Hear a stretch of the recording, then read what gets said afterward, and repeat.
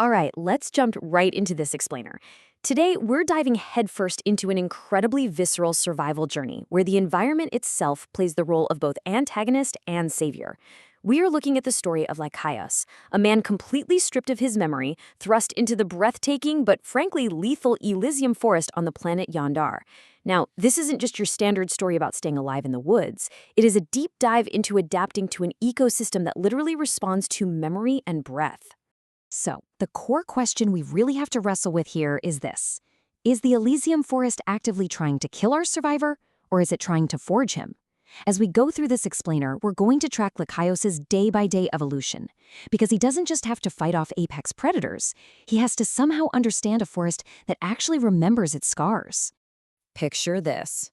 We start our day-by-day log with this incredibly breathless, panicked arrival. Lykaios staggers into this lethal yet wondrous ecosystem, wandering away from a roaring waterfall. He is battered, he has zero clarity, and absolutely no memories of who he is. He's cloaked in starlight but completely vulnerable in a forest where every single chirp and glimmer feels like a warning, dressed up as wonder.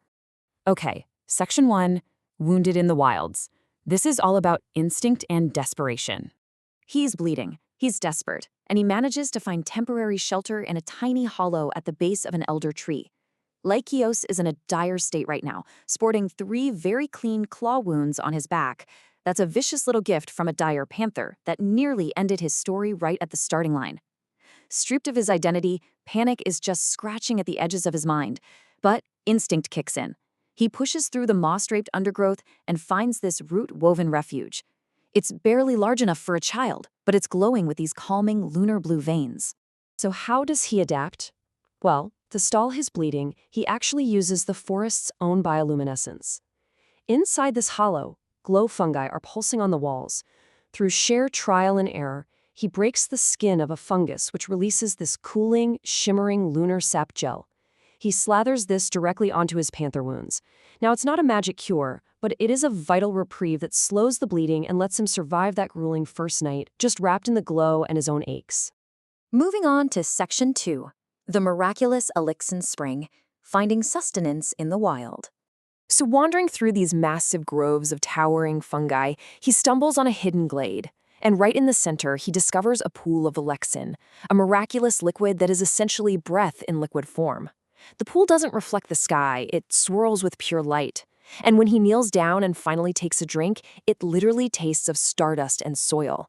It's something that feels profoundly familiar, yet totally foreign.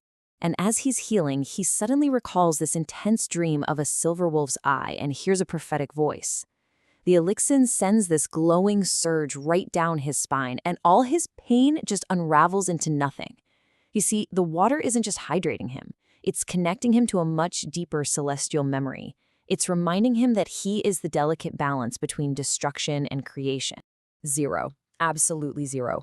That is the number of physical scars left on his body after drinking this Elysium. The pain is gone, but the memory of it remains as a crucial lesson. Those deep claw wounds seal up entirely, leaving smooth skin. His strength comes rushing back, his senses sharpen. He climbs high into a tree, shimmering with lunar threads, and for the first time, finally exhales. He survived. He healed. Which brings us to Section 3, building the underground burrow, adapting to the earth. Realizing he can't just hide forever, Lykaios starts observing the local wildlife, specifically these creatures called graveels. They are methodical burrowers that use their mighty tusks and claws to carve out hidden sanctuaries right beneath the glowing soil of Elysium.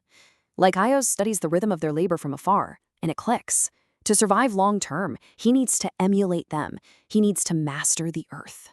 This is where he gets incredibly clever. He literally uses stolen nature as a tool to construct his second sanctuary beneath the glowing soil.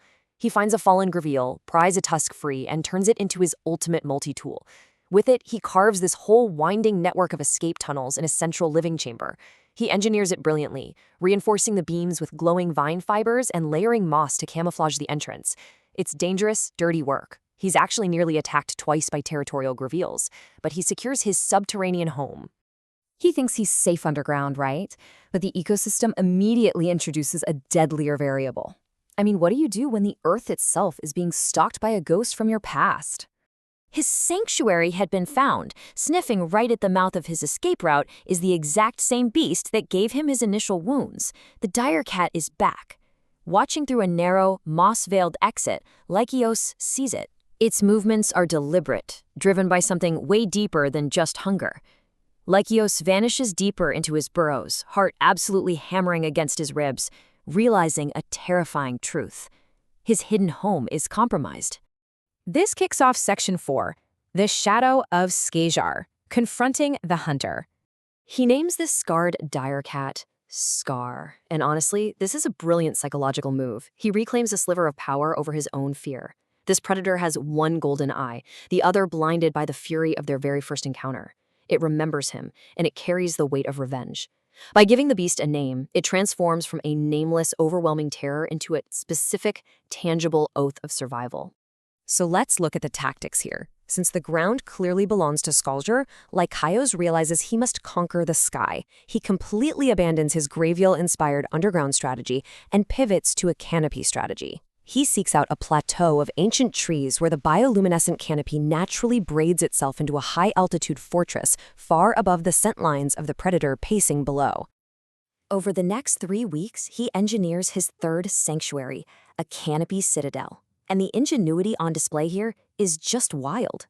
Moving branch to branch, he lashes platforms securely together with glowing vine cord. He weaves a protective shell of bark and moss to hide himself from threats above and below. He even crafts escape pulleys using scraps from his old Graviel tusk. It's a true citadel of survival, way up high where the wind carries clarity instead of dread. But nature always has a twist. Section 5. Terror from the canopy. Out of nowhere, from the heavens, a colossal rock plunges into the canopy without warning. I mean, this isn't just a bird. It is a literal myth in motion. Its wings are so vast, they cast eclipses across the glowing branches. And unfortunately for Lykaios, who thought he was perfectly hidden among the luminescent leaves, the apex predator of the sky has definitely spotted him. And boom, we get this massive apex collision. The rock dives in with these huge, sharp talons. But down below, Scar refuses to let his prey be stolen. The dire cat leaps from branch to branch, just a blur of black and glowing stripes, surging aggressively upward to meet the winged terror. Talk about being caught between two titans. Lykaios is violently thrown from the sky in a sequence that will make your heart pound. The timeline is insane. Second 1, he's snatched into the air by the rock. Second 5, Scar actually intercepts the rock midair, viciously tearing at its underbelly. Second 10, the rock loses its grip and Lykaios drops. Time basically bends.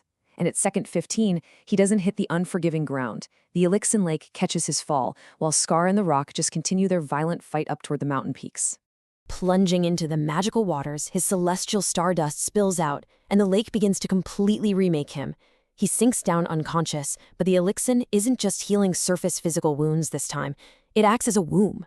The sky took him, the forest spared him, but the lake is remembering exactly who he is meant to be, fundamentally changing him in its shimmer. So, we have to end on this core thought. Was the forest trying to kill him all along, or was it simply forging him into who he was meant to be? Pain in this forest isn't just a wound, it's a memory shaping a rebirth. Was Elysium his enemy or his greatest teacher? Every single scar, every predator, drove him out of complacency and closer to his true form. Just like finding our own sanctuaries in the real world, adapting to the most hostile environments we face might actually be the exact thing forging us into who we are meant to be. I hope this explainer leaves you thinking about the battles shaping you right now. Until next time, keep learning.